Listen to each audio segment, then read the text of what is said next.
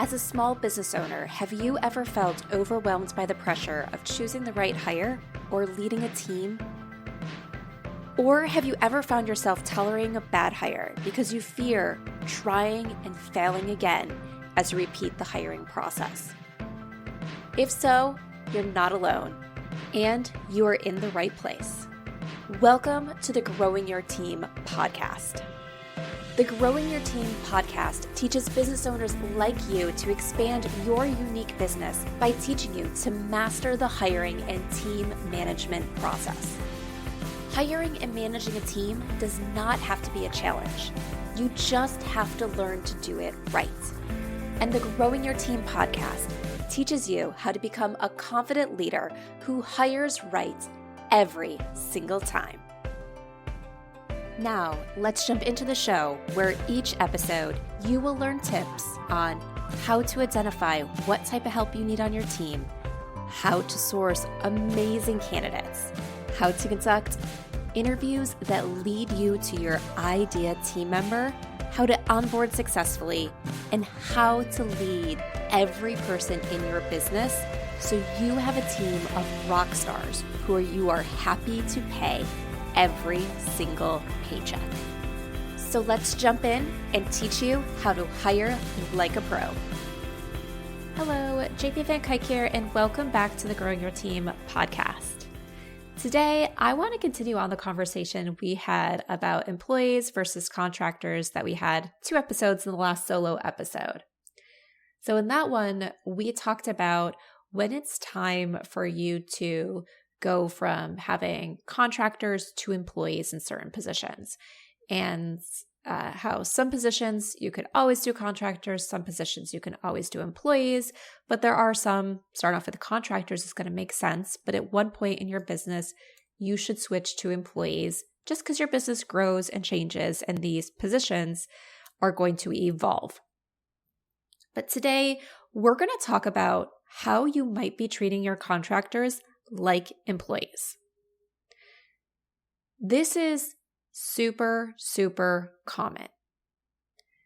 So often I see people treat their contractors like employees because even though they claim they don't want a team, they don't want the hassle of managing a team, they actually want a team.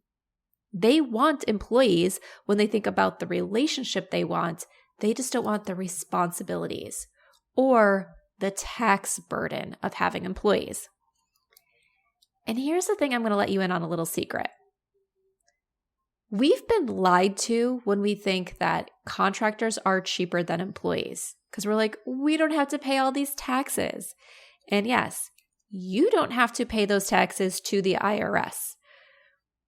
But do you want to know who does still have to pay those taxes? That contractor. So what does every smart contractor do who's worth their pay? Build it into their prices. So chances are you are going to pay roughly the same amount of money for a contractor as you would for an employee. You're just giving it to them in one lump sum versus an employee that you have to split it out. So contractors really aren't cheaper. And if that's your only reason for going with a contractor, most likely you're underpaying the contractor, and you're probably actually treating them like an employee because you're not recognizing that they should be a contractor because the position calls for it to be a contractor. You're doing a contractor because you think it's cheaper. So you're trying to get away from yourself paying taxes that still need to be paid. So let's talk about ways you might be treating your contractor like an employee and how you might need to go about either changing the way you're treating this person or go about the process of replacing that contractor position with an employee position. So I'm going to share with you 4 ways. So the first thing that I see happen so often is setting hours for your contractor. One thing we have to remember is contractors are other businesses that are doing work for us. We don't tell the outsourced tax accountants that we hire, you need to work these hours. We don't tell the plumber that's coming in to fix something in our house or at our business location what hours they need to work. So why do we think it's okay with other contracted positions to tell them what hours they need to work? So for example, I've seen so many people tell their virtual assistants that they need to work set hours. You can't tell them what set hours to work. That is one of those things where it starts to show that somebody is an employee. Now, I will say a lot of times when you go through some of the things with the IRS, it's not necessarily you check one thing in this column, it means they're 100% an employee. There is a lot of let's see where the overall weight is. But typically, if we're setting hours, we're doing other things to control the relationship, which pushes them over to the employee side versus the contractor side. The contractor has the right to set their own hours. You then get to work with the contractor to determine the right overlap, if it exists, if it's something where an appointment is needed, ensuring that when you need it matches their availability. So for example, this is what some people will ask me. They're like, but Jamie, I need to hire a photographer for an event. They can't make up their own hours because they need to be there photographing at the key moments of this event. And you're right. They do need to be there at the key moments of that event. But you're not telling them what hours to run their business. You are clearly saying in that example, here is the specific event I need to hire somebody for. Are you available? And they could say, okay, it's a 6-hour event. I do 6-hour contracts. Here you go. Yes, I have that 6-hour available. Oh, I typically do 4-hour contracts for these types of events. What 4 hours would you like me there for? Things like that. You are negotiating with them. If you're working with a virtual assistant and you need to meet with them because you need to update them or tell them about the new project that they're going to help with or things like that, obviously you both need to be at the same place at the same time, typically in a virtual format if it's your virtual assistant. But it's going to be both sides coming together to mutually agree that they are available at that time. And the contractor has the ability to also say, hey, this isn't going to work for me. I need to suggest another time. So that's one thing to keep in mind is if you're setting their hours and they have no say in those hours other than to show up or get fired, it is typically an employee relationship. The second way you might be treating your contractors like employees is by requiring them to come to team meetings. So just remember, they are a company that is doing work for you when they are a contractor. They are a part of what we call this greater team that is helping you succeed in business, but that can sometimes be confusing because they're not actually a part of your team. Like we refer to it as a team because they're all supporting you, but this contractor and that contractor and this contractor over there are not a team together. So your contractors should only be coming to meetings when it is essential for the job that they are doing for you. All right, on Friday we have team meetings about updates with the business and all that stuff. Or I've even heard, because I'd like to get all my contractors together for networking because we're a big team. No. If you want team meetings, if you want those people that are really supporting you and passionate about your business and excited to hear the business updates that have nothing to do with the work that they're doing, you're really looking for employees. There shouldn't be any mandatory team building or things like that with your contractors because remember, they're businesses that are doing work for you. Now, of course, if you have 3 contractors that are all touching the same project and their work overlaps and there needs to be some sort of handoffs between them or communication or that understanding of timelines because it needs to go from contractor A to B, back to A, then to B, then to C, and then back to A, then to C again, and things like that, and you need to be able to really understand timelines and those handoffs and everything, yes, you can get that team together because it's for the It's for the project. It's for the best of the project, for those like minds to come together to discuss that process and handoffs and expectations and everything, versus it going through you and then having to have a million meetings where you're the middleman and trying to filter information. That makes sense for a meeting.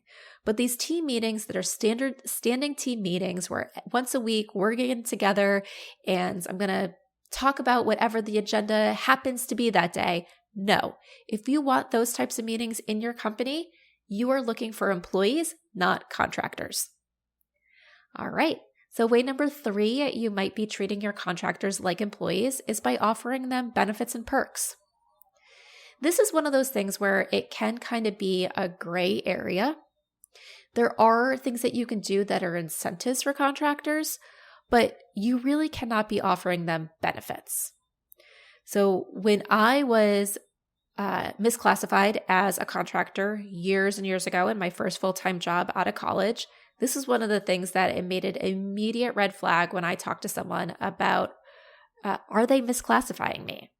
And they offered me a stipend for health insurance, and they offered me paid vacation, and they offered me bonuses. And not bonuses because I reached certain milestones of a project, time-based milestones of once a quarter, you're eligible for a bonus. And you can't do that. Those are incentives and perks and stuff we give to employees, that we give to people working for our company. So unless it's also a benefit or perk that you would give to a random customer, it's probably not something you can easily give to your contractors. For example, a discount on product that you sell, yeah, that you can give, because you can also give that to a customer because they've been a long-term client of yours. So you are able to give some perks to your contractors. You just have to make sure they don't fall into that benefits category. And I've seen this happen multiple times. I've seen it happen where someone said, employees were so expensive, so I eventually switched them over to contractors, but my incentive is I provide them, and it was this long list of benefits that you would typically see someone that they would get when they were an employee. So no employee level benefits. If you want to incentivize people to work for you with employee level benefits, then make them an employee. All right. And then way number 4 that I'm going to share today is that you're treating your contractors like employees is with training. So when you hire a contractor, they are supposed to be the expert in what they do. They should know already how to do the job you're hiring them to do, because they're doing it for other clients. They're doing it because they built a business around it. Yes, they need to get some information from you. So for example, if you're hiring some in the marketing realm, you need to train them on your brand guidelines. That way they can create the right social media content or whatever it is for you. But you're not training them on how to create social media content. They are supposed to bring that knowledge to the table. So with contractors, you have to be very careful about the training that you provide. So you're providing them onboarding so they can do their job, that's okay. But to provide them training on how to do their job because they don't have the right skills to do the job, that's not okay. So skill-based training is not something that you can offer or require. The one thing that I'll say in gray area here is there has been times where maybe like a new features or things like that are coming out on a platform, or a company that has a long-term, maybe assistant that's working with them says, all right, we're going to switch over from X platform to Y platform. We'd like to keep working with you, but you need to know this. That contractor has the ability to say, no, I don't want to learn that new platform. And if it's a training that's already going on for their employees, I have seen where they have offered the contractor an option to attend it internally because it's already going on. There's no requirements. Sometimes they will offer a training rate, not that they're paying, and that's a clear thing. They're not paying the contractor to be there. So that contractor attending is they're attending on their own free will to gain the knowledge because the training's already going on and they're not getting paid to be there. But what I meant was sometimes there's pay involved is they'll say, here's the contractor rate. So instead of charging someone $100 to come take this training course. We're going to charge you only like $5. So that contractor is making the choice to be there and expand their knowledge. It's not a requirement of the job, and they're not getting paid to take the training. So those are 4 ways that you might be treating your contractor like an employee. And it's okay to want employees. It's okay to want that relationship. So just because other people want contractors, just because people tell you it's cheaper, which it's really not, to have contractors, doesn't mean you have to have contractors. You can have part-time employees. You can have what I like to call micro employees that are working with you like 5 or few hours a week. So you don't have to feel like you're limiting yourself in how you want to treat someone and how the relationship you want to have because you feel like a position needs to be a contractor. You can have successful employee positions that are both full-time and very tiny and anywhere in between. And so just one thing as we're on that kind of discussion of full-time employees, little employees, micro employees, to tie back to the last episode, so 2 episodes ago, where we were talking about when it's time to switch from a contractor to an employee. The other way sometimes people get in trouble with treating their contractors like employees is the relationship started off fine. Everything else in the relationship is good, but the workload keeps increasing, so they keep increasing their contractor's hours to now the point where the contractor doesn't have any other clients because they're working full-time for you, or they're working full-time for the business that hired them. That is one of those signs that you might be starting to treat your contractor like an employee because they're working full-time for you and they don't have the ability to take on other clients. Having the ability to take on other clients is something that defines someone as a contractor. So if you are literally taking all their time and they can't take on other clients, you might be treating them or like an employee when they're classified as a contractor. So let's repeat that because I think I don't want to confuse you with me stumbling over my words. So if you're taking all their time and you have them classified as a contractor, they might actually be an employee because they don't have the ability to go and work with someone else to get another client. So that might be something where you didn't intend when you started off to treat them, to misclassify them, to mistreat them. The relationship grew and it's been growing really successfully, but you just now have too much work for them to really do it as a contractor, and you need to possibly consider it moving them over to an employee or splitting the role into 2 contractor roles. So that's just a little bonus thing to add in there. So to wrap up, make sure you're not treating your contractors like employees. If you are, you could get into a lot of trouble with the IRS. They could charge you fines for doing it. They can charge you back taxes. So everything that you were supposed to pay that you didn't pay, they can go and charge you back taxes for. And the IRS will charge you a penalty for not paying those taxes on time. So not only do you get fined for doing it wrong, you'll have to pay the taxes anyway, and you'll get penalized for not paying those taxes on time. So make sure you're doing things right. So therefore, you don't owe any money to the IRS. Everything's good. Your employees are happy. Your contractor's happy. You're happy. So just keep doing things right. Once again, as I've said, every time we talk about employees and contractors, there can be a lot of gray area. Sometimes we just need to reset expectations with ourselves and say, oh, I just realized I'm doing something I'm not supposed to be doing. Let me correct my behavior. Other times, we need someone outside our organization to really look at things to say, yes, this is an employee, or yes, this is a contractor. If you're going to someone to get that help and support, make sure it's someone who is actually knowledgeable in this area. Don't just go to your business BFF. Go to someone who is either an HR consultant or an employment lawyer or things like that who is highly knowledgeable to help you determine if a position should be a contractor or an employee. And if you're on the wrong side of the line, what you should do, whether it's changing the role or reclassifying them. So that way you're doing things right and you don't get into trouble with the IRS.